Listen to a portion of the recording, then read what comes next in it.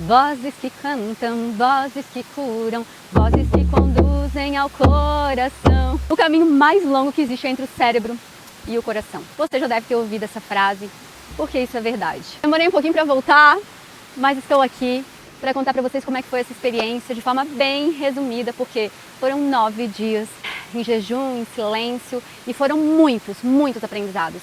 Mas o que eu quero mais trazer é a experiência mais difícil, porque talvez você também se identifique com isso, que é o nosso desejo de transformação imediata ou absoluta, de tirar, por exemplo, totalmente de dentro de nós um medo, uma ansiedade, uma tristeza e poder aí, livre, leve e solto, viver uma vida como se essas emoções difíceis não existissem. Lá em cima, na montanha, em silêncio, sozinha, eu pude ver coisas profundas que eu poderia contar, sim, muitas coisas que eu tive a oportunidade de me conectar, mas foi não na montanha e sim na aldeia, ou seja, nas relações, quando eu desci, estou aqui ainda, que eu pude me deparar com algo que eu vejo sempre em consultório, que é o desejo que as pessoas têm de se transformarem imediatamente, mas isso não existe.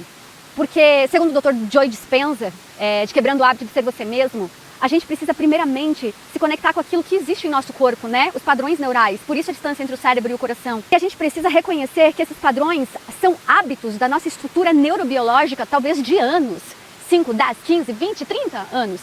Então, por mais que sejam emoções difíceis, como por exemplo, então, uma ansiedade ou um medo, que são falsas identidades, elas são couraças que estão estruturadas em nossa personalidade. Então, quando a gente desce e se depara com as relações, por mais que tenhamos uma experiência de silêncio, de conexão com o divino, com Deus, identificado que isso não é verdadeiro e isso nos impede, inclusive, de realizar aquilo que viemos ser, isso está estruturado, emaranhado, E poder olhar para isso com carinho e entender que antes de nós transformarmos um padrão habitual, nós precisamos integrar isso e dizer, ok, esse medo faz parte de mim, essa ansiedade faz parte de mim, essa tristeza faz parte de mim.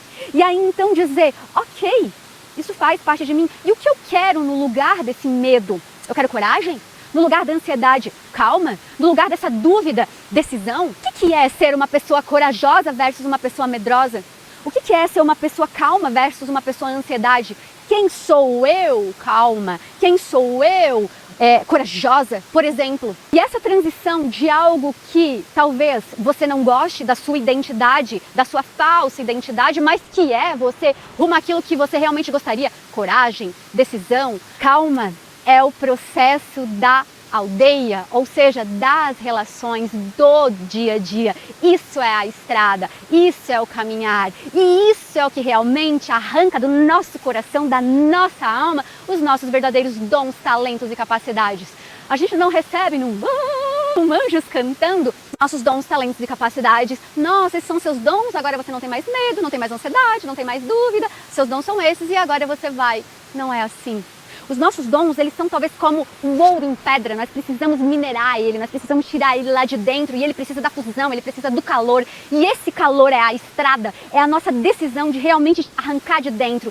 Só que isso só acontece quando a gente decide primeiro abraçar quem até aqui fomos. Não adianta excluir, não vai simplesmente do nada transcender. E isso é o processo de espiritualização, que na verdade a espiritualização é nós conseguirmos nas relações podermos ser quem de verdade somos, sem essas couraças, sem essas falsas identidades. Mas não tem como isso acontecer de repente. Tem como eu encarar isso e dizer, ok, tenho medo, tenho dúvida, tenho ansiedade, isso faz parte de uma identidade minha até aqui.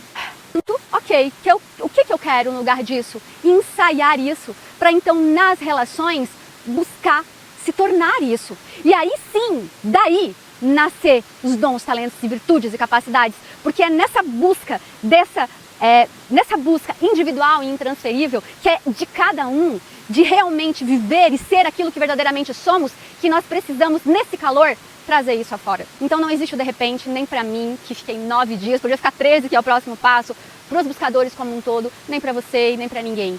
É um processo de dizer, ok, esse é o caminho, e é no caminho que eu verdadeiramente me torno a ser quem eu vim ser. E aí que sim nasce a coragem, a calma, a paciência, a resiliência, o amor, primeiramente por si próprio, numa estrada, numa jornada como essa, que é conquistar o próprio coração, e fazer do cérebro uma estrada neurofisiológica, neurobiológica que te leve de volta ao teu coração. Eu espero que...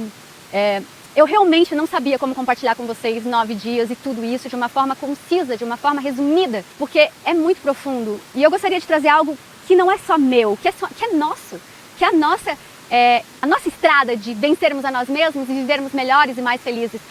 E esse foi o meio que eu achei. Então eu espero que te traga algum insight.